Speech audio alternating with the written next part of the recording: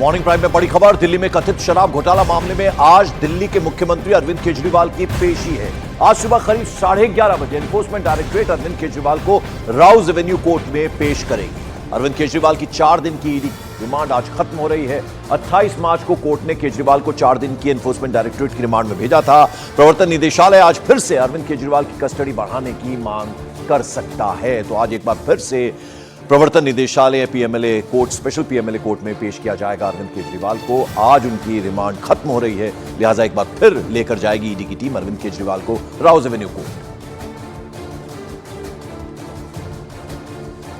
और आइए जरा आपको बताते हैं कि क्या है नई आबकारी नीति घोटाले का पूरा ये मामला। तो 2021 में दिल्ली में नई आबकारी नीति आप सरकार ने लागू की। विवाद के बाद जुलाई 2022 में नई आबकारी नीति को रद्द कर दिया। नई आबकारी नीति मामले में 2 मुकदमे भी दर्ज किए गए। एक मुकदमा सीबीआई और दूसरा मनी लॉन्ड्रिंग केस में ईडी ने दर्ज किया। आप सरकार पर आबकारी नीति में घोटाले का आरोप लगा। आबकारी नीति को संशोधित करते समय अनियमितता का भी आरोप लगा। घोटाले से सरकारी खजाने को 144 करोड़ रुपए का नुकसान हुआ। आपको बता दें कि तेलंगाना के पूर्व सीएम केसीआर की बेटी के कविता पर भी आरोप लगे। घोटाले में आप सरकार के कई मंत्री जेल गए। के कविता पर आपको 100 करोड़ की रिश्वत देने का आरोप है। आप पर घोटाले का पैसा चुनाव में इस्तेमाल करने का भी आरोप है, खासतौर पर गोवा विधानसभा चुनाव।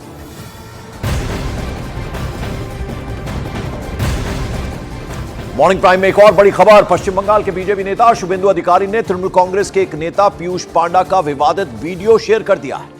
शुभेंदु अधिकारी ने आरोप लगाया कि उस वीडियो में पीयूष पांडा ने न केवल प्रधानमंत्री नरेंद्र मोदी पर विवादित बयान दिया है, बल्कि अयोध्या में बने रामलला के मंदिर पर भी आपत्तिजनक बयान दिया।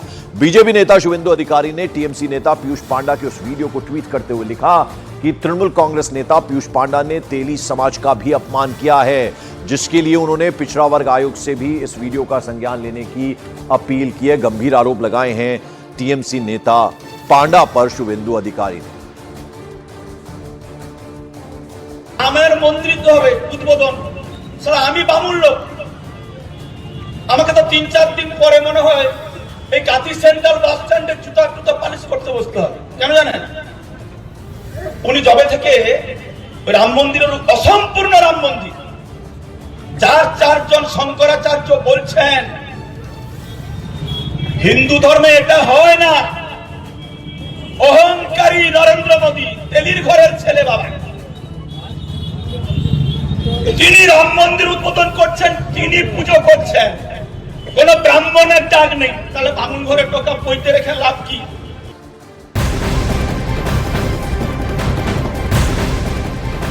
और लोकसभा चुनाव और तूफान, लोकसभा चुनाव और राजनीति की खबरों के बीच अब जरा तूफान की बात करते हैं। तूफान, बवंडर और ओले गिरने से पश्चिम बंगाल के जलपाईगुड़ी में 5 लोगों की मौत हो गई।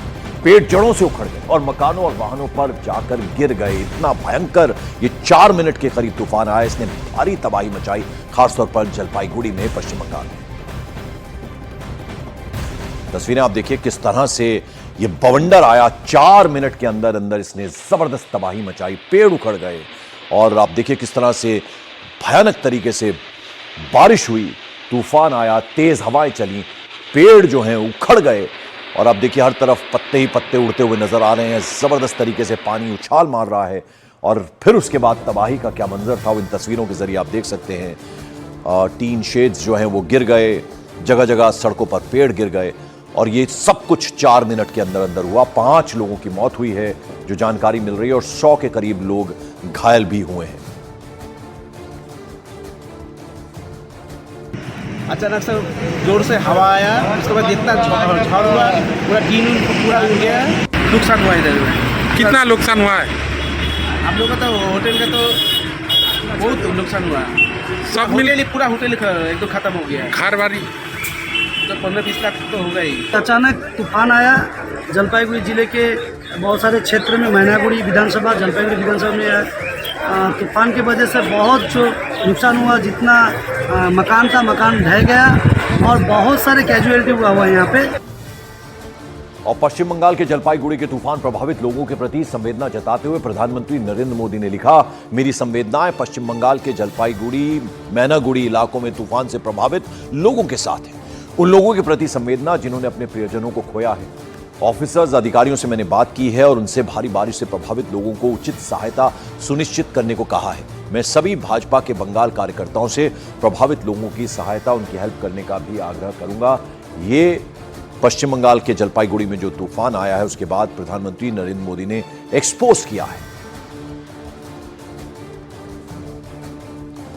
और इस बीच देर शाम मुख्यमंत्री ममता बनर्जी जलपाईगुड़ी के हालात का जायजा लेने और प्रभावित लोगों से मिलने के लिए पहुंची। उन्होंने इस दौरान उन इलाकों का भी दौरा किया जहां तेज हवाओं ने जमकर तबाही मचाई। 100 से ज्यादा लोगों के घायल होने की खबर है। और जैसे कि हमने आपको बताया, प्रधानमंत्री नरेंद्र मोदी ने भी जलपाईगुड़ी के लोगों के प्रति संवेदना जताई है। तस्वीरों में आप देख रहे हैं, जैसे ही तूफान आया था उसके बाद मुख्यमंत्री फौरन पहुंची। राहत की बात और राहत सामग्री पहुंचाने की बात भी उन्होंने कही और जो लोग जिन्होंने अपनी जान खोई उनके परिवारजनों से भी उन्होंने मिलकर संवेदना जताई। एक डिजास्टर हुआ, एक ऐसा स्टॉर्म आया था कि 2-3 मिनट में बहुत सारे घर डैमेज हो गया, बहुत सारे आदमी को पूरा घर तोड़ गया और 5 आदमी मर गया और 2 अभी सीरियस भी है। तो जो एडमिनिस्ट्रेशन को जो करना है, एडमिनिस्ट्रेशन जरूर कर रहा है, they are on the spot और वो करेगा भी उसका काम। एमसीसी कोड है, इसी के लिए हम डिटेल्स नहीं बता रही हूँ, लेकिन गवर्नमेंट पूरी उसका पास है। और जलपाईगुड़ी में तेज आंधी और भीषण बारिश ने भारी तबाही मचाई है। 3 तस्वीरों के जरिए आपको समझाते हैं जलपाईगुड़ी के पूरे हालात किस तरह से बने। पहली तस्वीर में आप देखिए वो बवंडर नजर आ रहा है और किस तरह से तबाही इस 4 मिनट के अंदर मची जलपाईगुड़ी मैनागुड़ी इलाके में। और फिर देखिए आप किस तरह से जो मकान हैं वो ढह गए, टीन की छतें जो उखड़ गईं।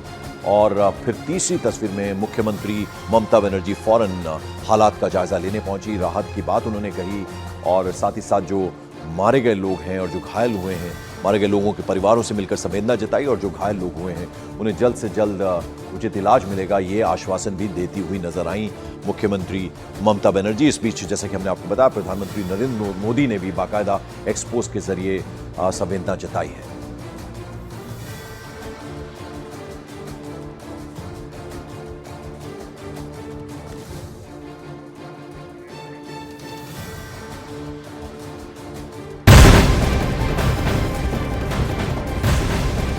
और मॉर्निंग प्राइम में अब बड़ी खबर महाराष्ट्र की सियासत से जुड़ी हुई है, जहां 4 से 6 सीटों पर फ्रेंडली फाइट ने महाविकास